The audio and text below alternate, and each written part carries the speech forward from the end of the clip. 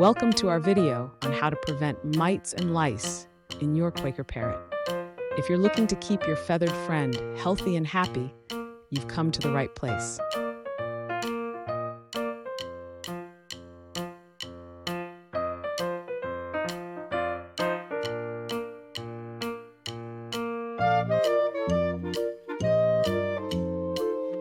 Mites and lice can be a common issue for Quaker parrots, often caused by poor hygiene, overcrowding, or exposure to infected birds.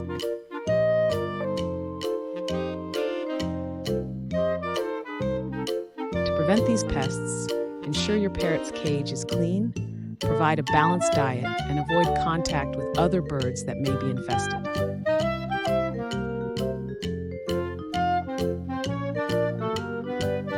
Additionally, regular health checkups and providing a dust bath can help keep your Quaker parrot's feathers in top condition, reducing the risk of infestations.